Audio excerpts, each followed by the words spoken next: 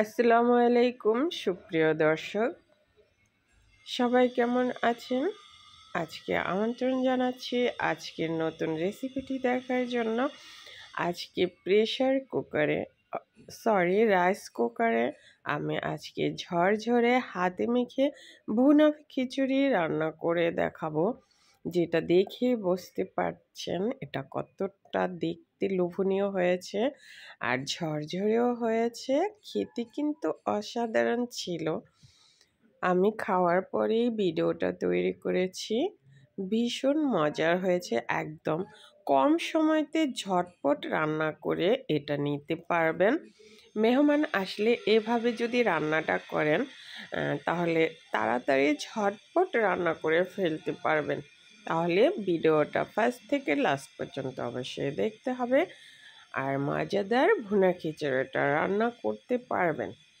Recipe ভালো লাগলে follow subscribe করে নিয়মিত পাশে থাকবেন আশা করছি। একটা সাবস্ক্রাইব করে দিবেন প্লিজ, এটা আমি যখন কোনো ভিডিও আপলোড দেব না তার নোটিফিকেশান আপনারা সাথে সাথে পেয়ে যাবেন। দেখেন কালার দেখে বুঝতে পারছেন তো এটা কী লেভেলের মজা হবে। এটার ঘ্রাণে আমার সারা ঘর ভরে গেছে।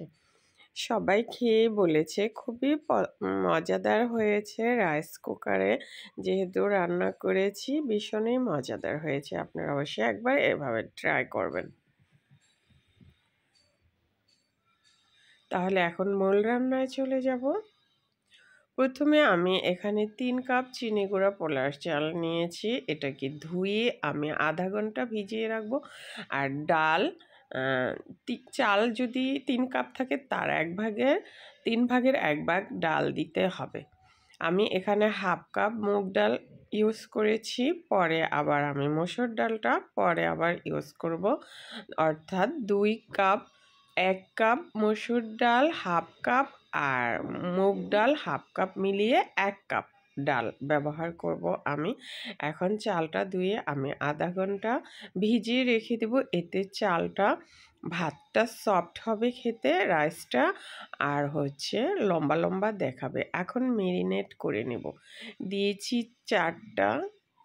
4-5টা ফালি করে কাঁচামরিচ, 3টা তেজপাতা, 2টা বড় সাইজের দারচিনি, কালো এলাচ 2টা একটু ফাটিয়ে দিয়েছি, এতে করে এলাচের সুঘ্রাণ বেরিয়ে আসবে।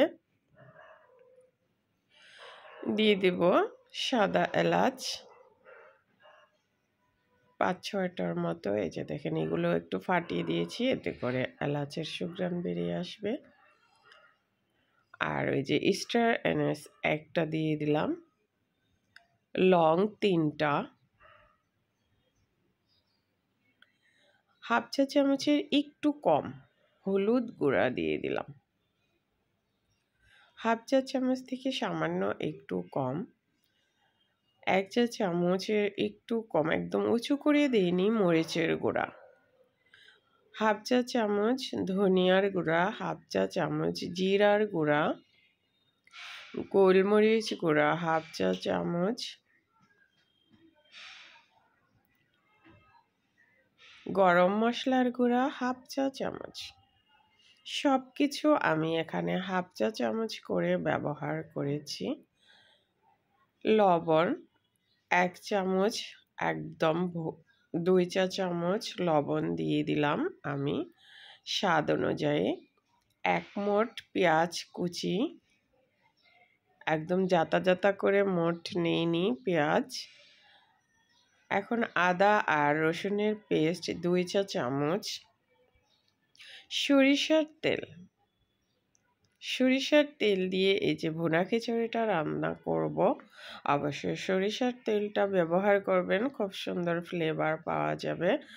আর যাদের পছন্দ না তারা চাইলে সয়াবিন তেল দিয়েও রান্না করতে পারবেন। এখন সব কিছু মাখিয়ে নিচ্ছি, চাল যেন ভেঙে না যায়। আস্তে আস্তে সফট হাতে মেখে নিতে হবে। এখন এই যে এখানে দিয়ে দিলাম, আরও একটু মনে হয়েছিল যে জিরার গুঁড়া লাগবে, ভাজা জিরার গুঁড়া, এ পর্যায়ে আমি সামান্য একটু ব্যবহার করলাম। এখন এই যে মেখে আমি 1 চামচ বিরিয়ানির মশলা এখানে ব্যবহার করেছি, 1 চা চামচ। অর্থাৎ বিরিয়ানির মশলাটা দিলে খুব সুন্দর ফ্লেভার পাওয়া যাবে, তাই আমি 1 চা চামচ ব্যবহার করেছি। আপনাদের পছন্দ না হলে স্কিপ করতে পারবেন। এখন চাল, যেহেতু চাল ডাল 4 কাপ, চাল ডাল মিলিয়ে 4 কাপ, এখানে আমি ডাবল পানি ব্যবহার করব। 8 কাপ পানি ব্যবহার করব। তার থেকে হাফ কাপ পানি আমি কম দিব, যেহেতু আমি রাইস কুকারে রান্না করছি। এখন এই যে ঢেকে দিলাম, rice cooker cooking press on করে দিয়েছি। এখন একটু হালকা, এই যে যখন দেখবেন এই যে বলক আসে নাই, মানে আসতে শুরু করবে, সে পর্যায়ে এই যে হাফ কাপ মসুরের ডাল দিয়ে দিলাম। বেশি বলক যদি চলে আসে তাহলে কিন্তু ডালটা একদম ভেঙে লেটা লেটা হয়ে যাবে, তখন খিচুড়ি আর ঝরঝরে হবে না। এই পর্যায়ে ডালটা অ্যাড করতে হবে যখন দেখবেন বলক আসবে সে পর্যায়ে। অর্থাৎ আমি হাফ কাপ মুগ ডাল দিয়েছিলাম আর এই যে হাফ কাপ মসুরির ডাল। এখন আবার বলক আসার জন্য অপেক্ষা করছি। এই যে বলক চলে এসছে, এখন একটা নাড়া দিয়ে দিচ্ছি। আমি কিন্তু এখনই খুব সুন্দর ঘ্রাণ পাচ্ছি। এ পর্যায়ে আমি এই যে এক মোট একদম ভর্তি করে পেঁয়াজের বেরেস্তা দিয়ে দিলাম, 5-6টা কাঁচামরিচ দিয়ে দিলাম। বেরেস্তাটা অবশ্যই দিবেন, এতে স্বাদ বৃদ্ধি পাবে। আর এই যে ডিম ভেজে রেখে দিয়েছিলাম, সে ডিম দিয়ে দিলাম। এখন এই যে কুকিংয়ে দিচ্ছি।